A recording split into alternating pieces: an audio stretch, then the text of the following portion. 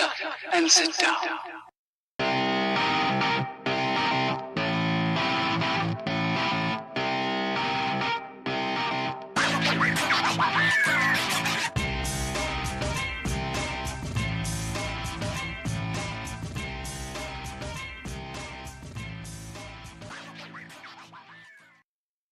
Definitely, man. The album's out today, and it's already in the top 10, man. I mean, it's doing insanely well. I mean, I'm sure. Did you expect it to do this well? I mean, what does this success mean to you? It means I guess I'm a sellout because I've made the top 10. So. No, not at all. You know what? Look, I'm very lucky. You know, I have two audiences. I have a comedy audience and I have a hard rock and metal audience. Yep. I mean, obviously, you know, especially the metal audience, they're very, very loyal, like fiercely loyal. And, you know, and I'm on a great record label, Metal Blade Records, who give me tons of support. So, you know, yes, I'm thrilled that it's doing well. But at the end of the day, man, I'm just really happy with the way the album came out. I think it's really funny, but I am glad people are digging it. Yeah, I've been listening to it at work lately a couple times, and my boss a couple times like, "What the fuck are you listening to?" Well, it's for work. That's about right. I'm just sitting there. I don't want you to get fired, dude. No. You know, just don't get yourself fired over me. Trust me.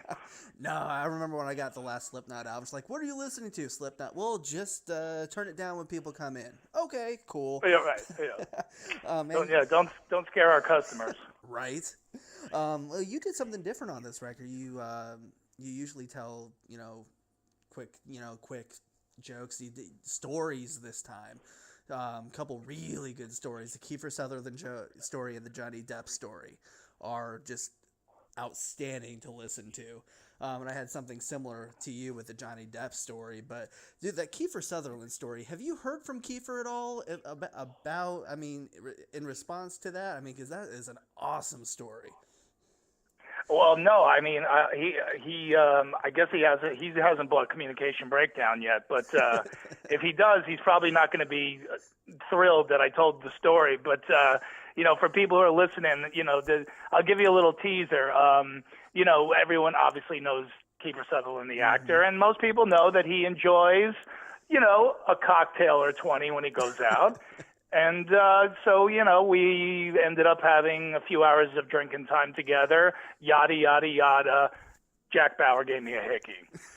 So if you want to hear the rest of the story, get Communication Breakdown. Yes. It's too good of a story to not put on an album, so I had to do it. So, you know, if he hears it and he's not going to remember that night anyway, so yeah. I'm not really that worried about it. Didn't sound like he would, so... No. Man, that Johnny Depp story was just great. I had something similar to that, not at a party, but I was going in to cover a show, and I had a friend with me who'd never gone with me to cover a show, and he's like, "You're not going to be able to take your camera," and I was like, "No, I'll be fine." He's like, "No, what do you mean?" I was like, "I've got this photo pass. Trust me, let's go." And we walked in. The security guard jumps in front of me, said, "You can't come in with that. I'm like, "Nope, photo pass." He's like, "Oh. Okay, go." I'm like, "See, we're good." He's like, "I don't know how you did that." So, it was great. And did you get to meet him?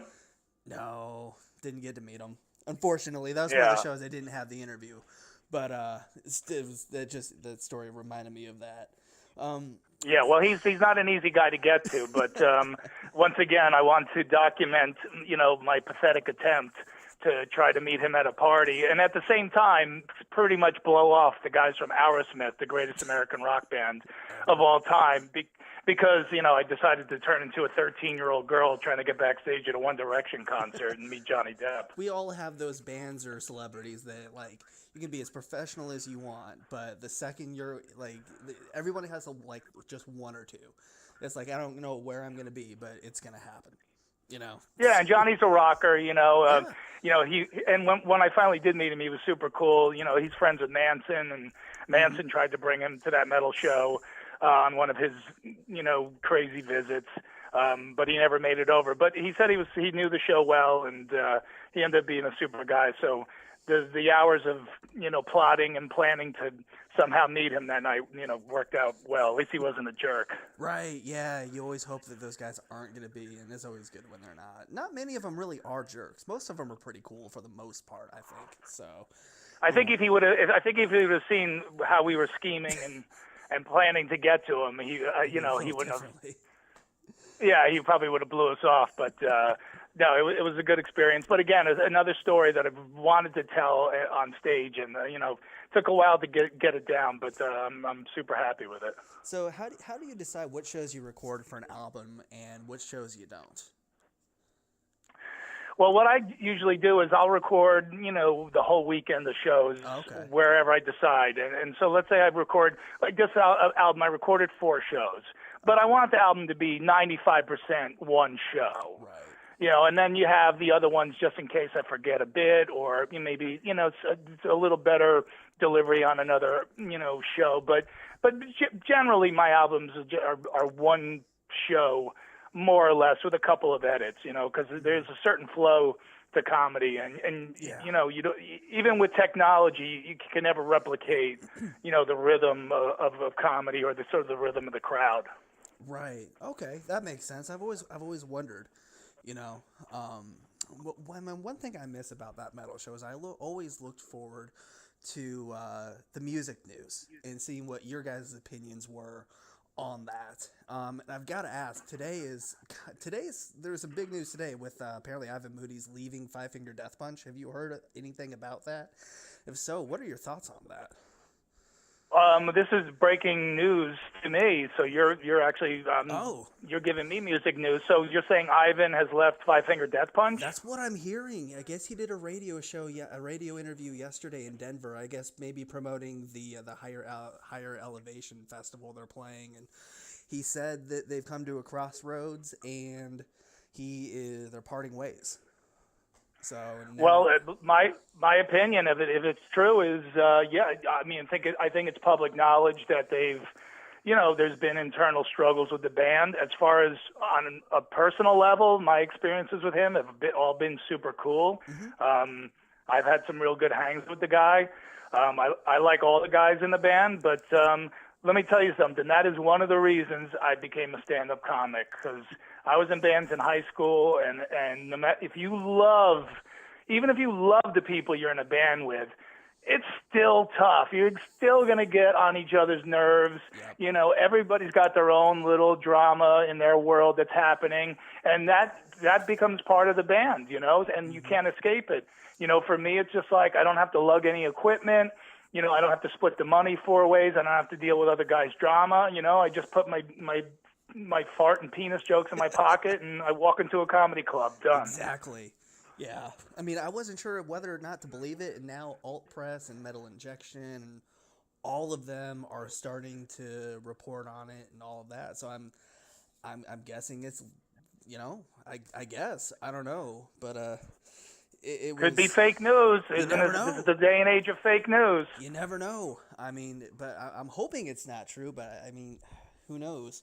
And I mean, in the metal world, we've had metal festivals and touring festivals so much in the last few years, but there's not as many. Warped Tour now, I feel like, is becoming the new Mayhem Festival. It's a lot heavier now. Hatebreed and Gwar are on it. I mean, do you feel like we're better off without all of the traveling festivals every year, or do you think it's hurting us?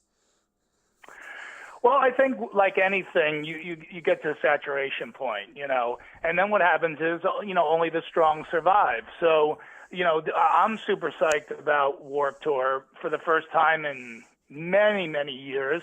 It's cool that they decided to go heavy on this one. I mean, I think it tells you something that they're trying to attract, that crowd to come to their festival. But America has a lot of great festivals. Yeah, can we sustain them all? Time will tell. But again, the cream will always rise to the top. I go to a lot of the festivals here, and I occasionally go to the ones in Europe, and I really enjoy them. But you got to pick your spots too. I can't go to all of them. Right. Well, that's impossible now. I mean, it's virtually impossible to do all of them. I'm excited for Gwar on Warped Tour. I mean, a lot of those fans that are there for like Black Veil Brides or Of Mice and Men or Falling in Reverse, I'm excited to see them see Gwar. That's just going to be great, I think. 'Cause Yeah. they don't know what they're getting. They don't know what they're in for. It's going to be awesome.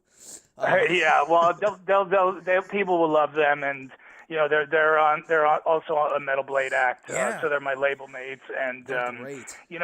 I've had several experiences with those guys. I missed the late great Dave Brockie. That's right. Yeah. Yeah, the character Odorous that he created was so amazing. But I am glad to see the band continuing on because they're fantastic and they're very, very funny. Oh yeah, there's no show like it. I mean, I feel like we're starting to turn a corner with metal. I mean, Metallica has gone platinum this year. I feel like it might be a sign of things to come within metal with sales. I'm hoping, and Metallica and Bon Jovi both did something really interesting this year, where they're holding contests for local openers, local bands to open for them. I mean, do you feel like that's the way to go with putting eyes on the newer bands, the up and coming bands? I mean, it's harder now. Yeah, well, that's Metallica. They've spent the better part of probably the last 20 plus years easily, bringing young bands on the road with them and giving them great exposure. Look how big Volbeat is now. Yeah. Volbeat is now an arena act on their own. Who took them out for the first time? Metallica. Metallica took The Sword out. Metallica took Avenged Sevenfold out in the beginning. And all these bands are now, they're headlining their own shows now. So, yeah, it's super important, but it's pretty much what I would expect from Metallica. I did the first Metallica Orion Fest. They wanted comedians at the festival, so they hired me and Jim Florentine and Jim Brewer. So, and they handpick everybody. They're very involved with everything that they do. They're involved in the production. They're involved in what acts are on the bill. That's why they're a world-class band, man.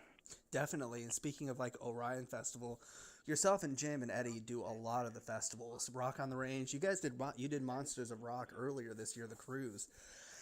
Do you prepare differently for those crowds than you do your comedy shows? The crowds, like you said earlier, they overlap a lot. Yeah, well, of course. I mean, when you're up in front of, a rock crowd, it's much different. You really got to come out in attack mode. At a comedy club, people are seated. They're expecting a comedy show. They've had a reasonable amount of drinks. You go to a rock show and people are like, standing up. They're screaming. They're yelling. They're chanting. But, it's just a little, you just kind of have to, amp it up a little bit more. And, you got to get right into it, man. You can't go out there and go, is anybody celebrating anything tonight? It's not going to work. That's true. I remember I watched your set at Rock on the Range. I think it was about 3 or 4 years ago, I think. And I remember walking into the comedy tent at Rock on the Range. And I could have sworn I was on one of like the side stages. It was like people yelling and cheering. And I'm like, I might see the first ever comedy circle pit at this set. This is insane. And it was one of the best comedy sets I've ever seen. So. Well, thank you, man. Absolutely. Yeah, it's cool that they actually do comedy. They give it its own tent, and so it's a little more containable there. This year, I'm going to be back actually opening for Stone Sour at the kickoff party Thursday night. Nice. Like 2,200 people. That's sold awesome. out. Yeah. I'm already sweating thinking about doing that one, but I think we're going to have a lot of fun. I think people know Corey Taylor's got a great sense of humor, so I think it's going to be a great show overall, and Jim Florentine's going to be with me as well. Nice. Well, you guys did the roast with Corey at Rock on the Range in 2014, which was awesome. I mean, that was crazy in itself. I mean, I don't feel like Sebastian Bach could take jokes that night. It was rough. Well, yes, I did he did throw a coffee at me. I remember. I remember that. It was But ridiculous. listen, at least it was nice because it was a hazelnut. So when I woke up the next morning, I already could smell the coffee, and it kind of got me going again. But yeah, look, the roasts aren't for everybody. I No, got to say that. that's for sure.